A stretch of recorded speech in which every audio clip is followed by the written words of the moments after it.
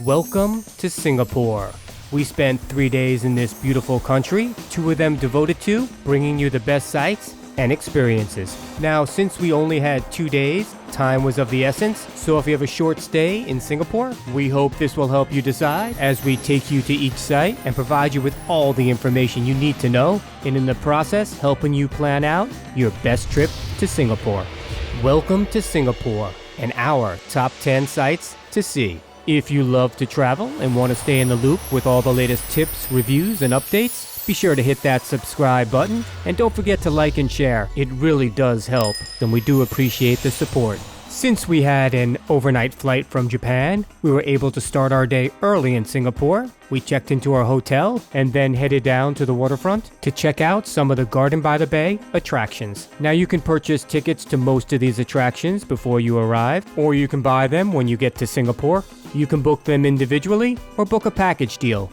And because we were trying to optimize our time, we only selected one attraction on the top row. That was the Cloud Forest. From our research and what we were told, we felt it aligned most with our interests, and it definitely did. And on the bottom row, we went for one of the 2 Super Tree attractions. We selected the OCBC Skyway, and we'll get into more details on that in the next section. There are many attractions to see along the waterway, but our first stop was the Cloud Forest. We tried to buy tickets to the Cloud Forest before traveling to Singapore, and for some reason we could not find individual tickets to the Cloud Forest. They were always part of some sort of package deal, but fortunately when we arrived at the Garden Bay Attractions ticket counter, we were able to buy individual tickets for the Cloud Forest at 24 Singapore dollars each. It's pretty reasonable, and I would plan on spending about an hour or so in the forest. At least we did. And as you can see here by our waterfront map, the Cloud Forest is located here, right next to the Flower Dome. Great name. Now let's refer to their website to see everything the Cloud Forest has to offer before we take you inside.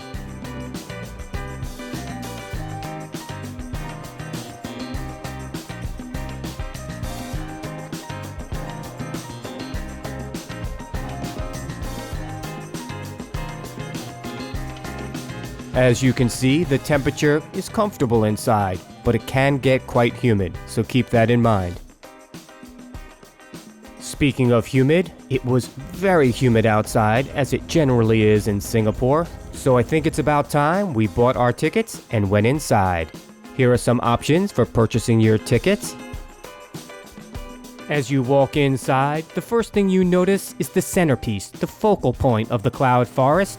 This incredible 35-meter-high, picturesque waterfall. This waterfall is definitely a sight to see. It's also very interesting as they provide you with a detailed explanation of how the Cloud Forest water cycle actually works. Now, one of the reasons we chose the Cloud Forest over the Floral Fantasy and the Flower Dome is because we knew the Cloud Forest had a wide array of beautiful flowers from around the world to see and admire. What also made the Cloud Forest so interesting is that there was more than just the waterfall and flowers to pique your interest, including this great exhibit, the Orchids of Angkor Wat. Now, besides being such a beautiful exhibit, what made this so interesting to us is it reminded us of our trip to Siem Reap and visiting Angkor Wat. And if you're interested in visiting this city, I'll add the link to our video below. The Cloud Forest is a big place, but it's well organized and they keep the flow of people moving, plus there's signs everywhere. Now, it was great seeing all the attractions on the ground level, but what we really wanted to do was head up to the clouds. Well, actually, the Cloud Walk, that is. It's this incredible skyway surrounding the Cloud Forest. Now, even though we were here during peak season, it didn't really feel that crowded inside. There was plenty of space to move around and enjoy the incredible views. And of course, get some photos in.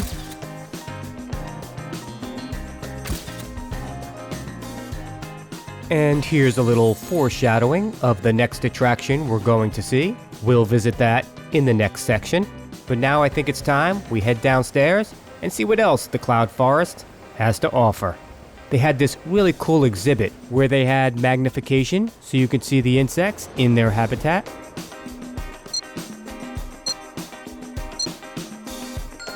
They also had this theater downstairs where you can watch this enlightening documentary on how global warming is affecting the planet, what we're doing to cause it, and what we can do to prevent it. You and I, another link in the black unbreakable chain of days. Our next stop in our journey across Singapore is the OCBC Skyway. This is another great attraction as you can get a beautiful panoramic view of the surrounding gardens and some other great sights as well. We purchased our tickets at a small ticket booth right at the Skyway for 14 Singapore dollars.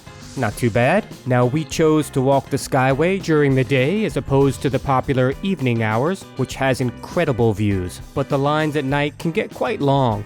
And since there were so many sites we wanted to see, we didn't want to waste too much time online. And as you can see by the map, the Super Tree Grove is not that far away from the Cloud Forest where we just were, so we followed the signs for a short walk. Now here's the observatory, which does have some incredible views. But why we chose the Skyway over the observatory is that we really wanted to walk among the trees. But if you have the time, there's no reason you can't do both. Just be aware that you can feel slight movement on the Skyway as you're walking across it from either the wind or the other people walking. It's really only slight, but just something to be aware of, especially if you have a fear of heights. Okay, now we bought our tickets, went into the elevator. There's only 2 floors, ground and trees. And as you exit the elevator, you see this incredible panoramic view. And one thing that's so great about the Skyway is you can probably cover this entire activity in under a half an hour, and that's including buying your tickets. Unless of course you come during the evening at prime time, then you'll probably have to wait online, for a little while at least.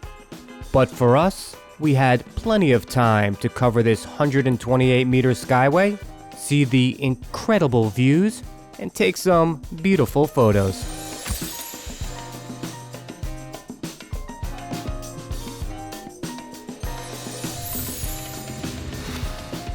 Next up, the Gardens by the Bay Light Show, Garden Rhapsody. As we just showed you, we were here earlier in the day walking the Skyway. We went out to get something to eat, see a few more sights, and came back in the evening to enjoy this beautiful show. As you can see, they have 2 shows daily. Now they advise you to arrive a little early so you can get a good spot for the show. But we were running a little late, as per usual, and arrived just before the show started. But fortunately, we found a good spot and squeezed ourselves in, laid back, enjoyed the beautiful night, and waited for the show to start. And since we had heard so many good things about it, we were really looking forward to this show. And I believe the music accompanying the light show tonight, at least some of it, was from a Pixar movie, I believe. Unfortunately, you're not going to hear that music for 2 reasons. 1, we don't have the rights to it. And 2, there was a group of people talking throughout the entire show, which was a little annoying, but we kind of zoned them out, focused on the show, and we really did enjoy it.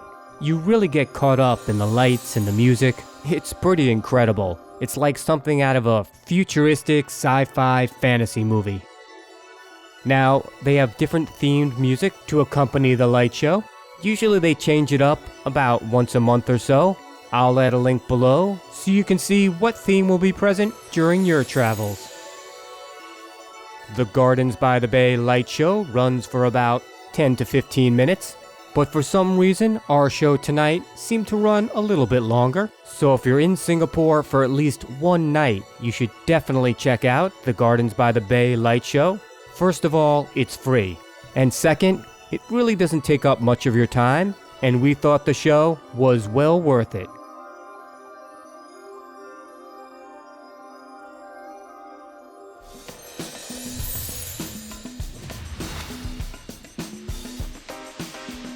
Next up on our list is the Spectra Light and Water Show. This is displayed over the water at the event plaza, and I think we enjoyed this one slightly more than the Gardens by the Bay light show, but why choose? Just see them both. Even if you're short on time like we were, these two events are in pretty close proximity to each other, so as long as you plan it out, you should have no issues catching both shows. I believe even more so than the Gardens by the Bay light show, for this show, you should arrive extra early, so you can get a great spot on the pier near the water to catch the show. But as per usual, we were running late yet again, and there is a lot of traffic on the streets close to show times, so if you're close by, you're better off walking. But since we were running late, walking was not an option, so we ordered a grab car to take us there. But it looked like we might arrive a little late, but fortunately we got an awesome grab driver, Jason, who found a way to get us to the show right before it started. When you arrive there, you'll see there's people waiting on the pier, usually 7 to 10 rows deep. Fortunately, we wedged ourselves in to a good viewing spot to enjoy the show and get some great videos and photos. So sit back, relax, and enjoy a little taste of this incredible light and water show.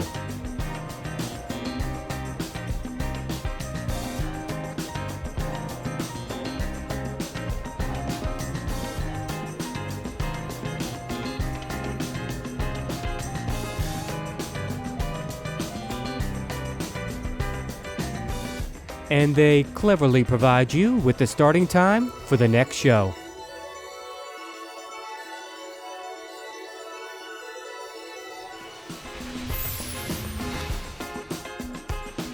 Next up on our top sites is Hawkers.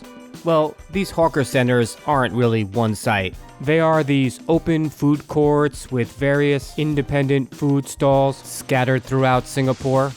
Not only in Singapore, they're prevalent in other countries as well. Now, there are quite a few hawker centers in Singapore, and we're definitely not going to be able to show you all of them since we were only here for a few days, but we'll give you a small taste. Here is a list of some of the more popular ones. But if you have a favorite, please share it with us in the comments.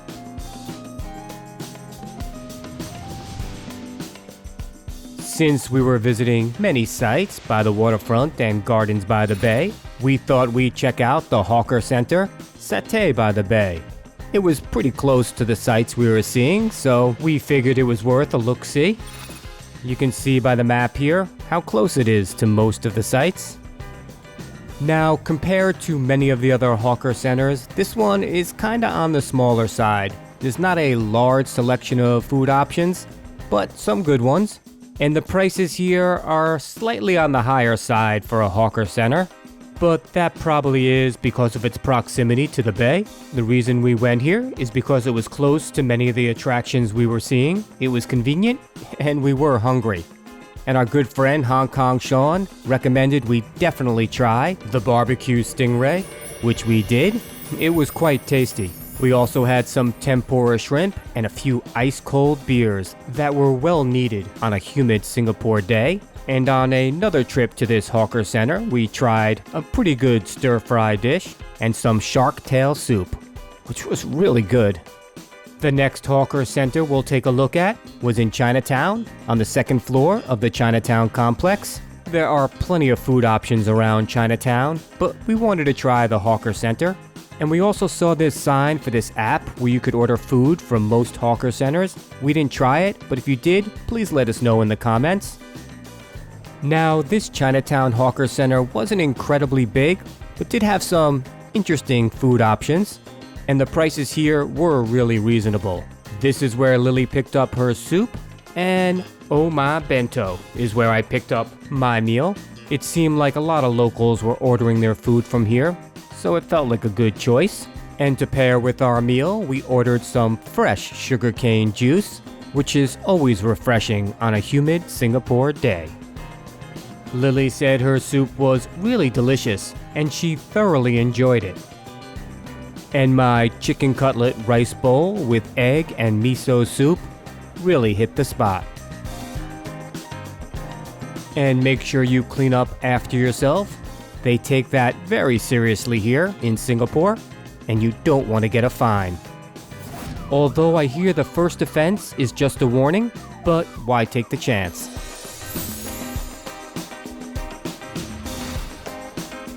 Next up on our list is the Chinatown complex. Since we were here anyway on the second floor in the Hawker Center, we figured we'd check out the rest of the area. Now we're just going to give you a taste of Chinatown.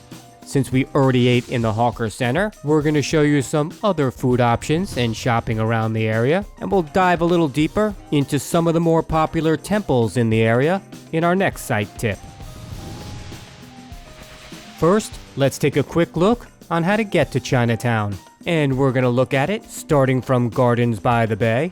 It's about a 2-kilometer walk. So you could either walk there, take the metro, or take a grab or taxi. It was very hot that day, and time was kind of getting away from us, so we took the metro there. And since we already looked at the Hawker Center on the second floor, let's take a look at some of the shopping on the first floor. They really did have a wide range of shopping options here, and most of the items were pretty reasonably priced, and you might even be able to strike a deal. It's really a nice area around the Chinatown complex. It was pretty empty that day. We were there during the week, so we had some fun. In addition to all the great shopping inside, there are plenty of shopping options outside on the streets around the area. We found a few great bargains and a couple of interesting buys, and purchasing items in these stalls was pretty seamless, as most of the people working here were very helpful, and credit cards were accepted at many of the shops. In addition to the eating options inside, there were plenty of restaurants and places to eat outside on these very interesting and colorful streets. And they even provided you with these accessibility maps. And remember, don't feed the pigeons. You can get a fine.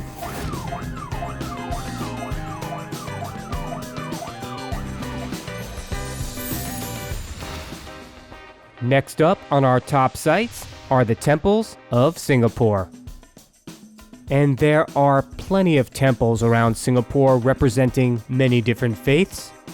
You could probably spend a good part of the day visiting most of the popular temples in Singapore. But for us, we only had about a few hours to kill before we had to head back to our hotel and get ready for our adventure at Singapore's famous Night Safari. And fortunately in Singapore, there are generally signs almost everywhere directing you which way to go and pointing you in the right direction. As we enjoyed our walk around Chinatown, we made it to our first stop, the Buddha Tooth Relic Temple and Museum. The temple is free to enter, and remember, inside the temple you have to cover your shoulders, and if needed, they will provide you with a nice shawl. The Buddha Tooth Relic Temple was one of the larger temples we visited this day. And only the basement, ground floor, levels 3 and 4, and the rooftop orchid garden are accessible to visitors, and level 2 is only open to worshippers. The museum is located on the 3rd floor, and the famous tooth relic is located on level 4, and it's made of 320 kilograms of gold. That's a lot of gold. Now let's take a little look around this magnificent temple.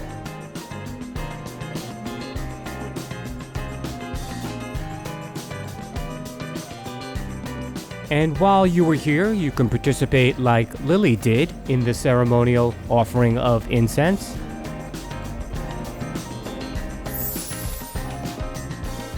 After visiting the Buddha Tooth Relic Temple, we had some time to check out a few more sites.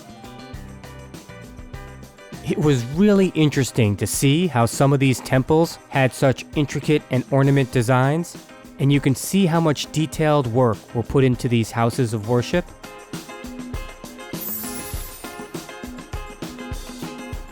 And as we mentioned earlier, there were a lot of temples around the Chinatown complex area.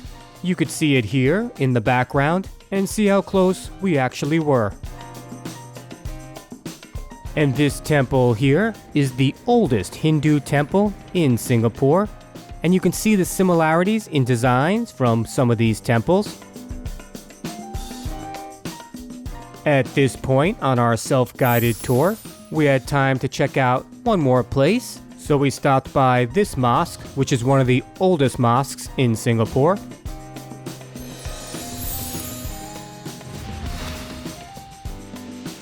And next up on our top sites, and one we were really looking forward to seeing, was the night safari at the Mandai Wildlife Reserve.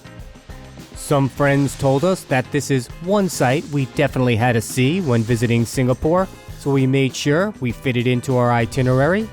Now, the night safari is only one of a few attractions here at the Mandai Wildlife Reserve. Let's go to their website and see what else they have to offer. As you can see, they have some other interesting attractions here, but for us, because of our budget, time, and interests, we only decided to see the night safari. You really should buy your tickets in advance, so we'll take you through the process of buying your tickets online. Here you can buy a single park ticket or a multi-park ticket if you want to visit more than one attraction. As you can see here, when you select the dates on the calendar, the green are regular and the orange are peak days, so you might want to get your tickets a little earlier if you're traveling during peak time. When we went, we booked the earliest time at 7:15, which some people suggested we do. In retrospect, we probably should have booked a later time, but we'll touch base on this a little more later in this section. After you pay for your tickets, they'll send you a confirmation and an email with your e-tickets, and you can use the e-ticket for entry, but I like to print out a hard copy just in case. You never know. As you can see by the map here, the Mandai Wildlife Reserve is about 25 kilometers from Marina Bay, so we looked at a few options: bus, metro, combination of the two. But from the suggestion of the concierge at our hotel, we booked a Grab rideshare both ways, and we thought the prices were really reasonable, especially for that long of a trip. When we arrived, it was still light out, and it really didn't seem that crowded. And as with most things in Singapore, they were very organized here. So we headed straight for the night safari, which we were here during the 30th anniversary of the night safari. It's pretty cool. And in case you wanted something to eat or drink before or after your activities, they had some food and drink options. But then we saw the line for the 7:15 tram. And they had these wait time signs on the lines, which were actually pretty accurate. So we finally made it to our tram, 45 minutes or so later. And starting at the 7:15 time, they had trams coming every 5 to 10 minutes or so the lines moved pretty quickly. And you also had the option of getting a photo taken for a price. And since this is a guided tour, they provide you with information about each of the animals and their habitat as you pass by. We couldn't necessarily hear all the audio guide, as there were some people talking on and off throughout the entire ride, but that's okay. We were mainly here to see the animals in their own habitat, or at least the Mandai wildlife habitat. And who doesn't prefer to see animals out in the open rather than in a cage? And during this safari ride, I believe the lions were one of our favorites.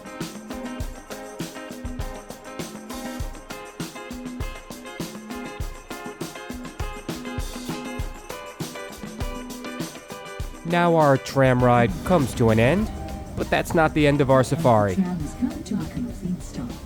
Until we meet again, thank you and good night. After our tram ride, we decided to walk the trails. The great things about these trails are, first, they're free. You can determine which trails you want to walk by which animals you want to see, and spend as much time as you want, as long as you're out before the safari closes. And we decided to walk all the trails, and it was definitely the best part of our safari visit. The trails can be a little dark, it is night of course, but they have some lights, signs, trail markers, and maps. And even with all those directions, we still ended up getting lost once or twice, but we eventually found our way. and got to see most of the animals we wanted to. And most likely during your walk, you'll pass a tram or two, the ones we just rode. Now let's take a look at a few more of the animals we saw on our walk through the safari.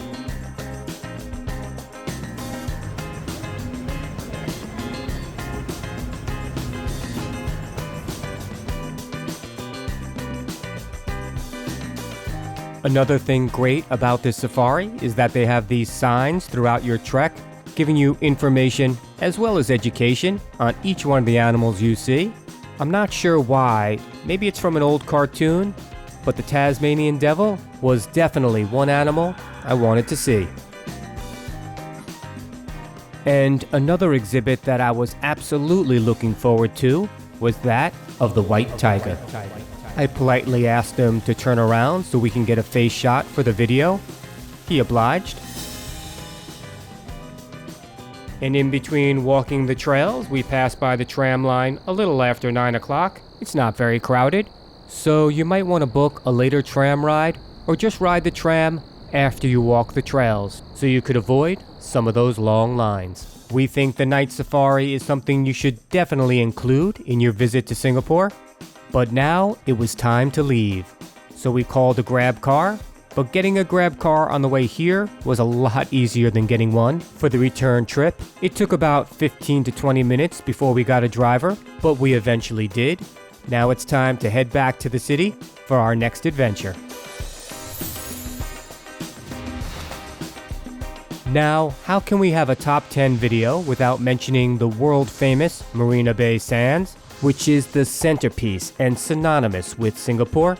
Now there's a lot more to the Marina Bay Sands than just a hotel. They have restaurants, bars, a casino, shopping, and much more. So when we were planning our trip to Singapore, we figured we'd stay here. We checked out the price, and it was going to cost us about $1,600 for 2 nights, and that was not going to happen.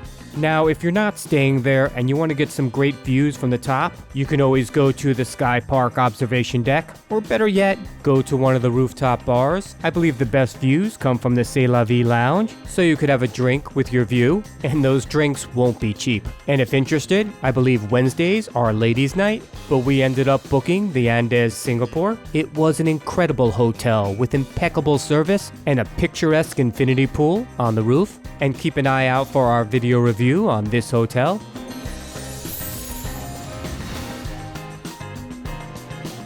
Last but certainly not least on our top sites list, Singapore's famous Changi Airport, one of the most impressive airports in the world. This airport is consistently ranked among the top airports in the world. Whether you arrive early for your flight or you just have a long layover, there is definitely no shortage of activities to keep you entertained and occupied at this airport. This airport is exceptionally clean and boasts impressive design features throughout, with many great sights to see. But the centerpiece, the focal point of this airport, has to be the Jewel and the largest indoor waterfall in the world. There are so many interesting things to do and see at this airport, but the Jewel is a must-see. And up close, this waterfall is truly quite impressive. And there's so much more to do at this airport, like free movies, giant slides, which Lily gives you a first-hand view,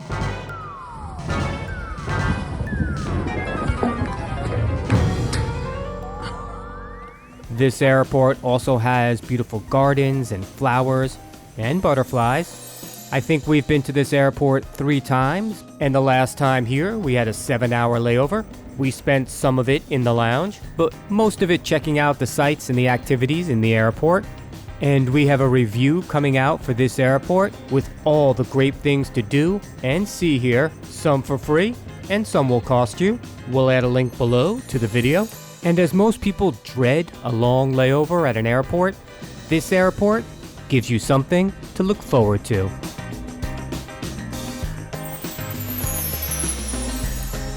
Singapore is a wonderful country and a great place to visit. And if you're planning a trip to Southeast Asia, try to work Singapore into your itinerary. And since it's the largest hub in Southeast Asia, it's fairly easy to work in a long layover or a few days stay. We have another video coming out about things you need to know and some tips that might help you when planning your trip to Singapore. Keep an eye out for that video. I hope this helps you the next time you travel to Singapore. Safe travels. If you love to travel and want to stay in the loop with all the latest tips, reviews, and updates, be sure to hit that subscribe button and don't forget to like and share. It really helps and we do appreciate the support.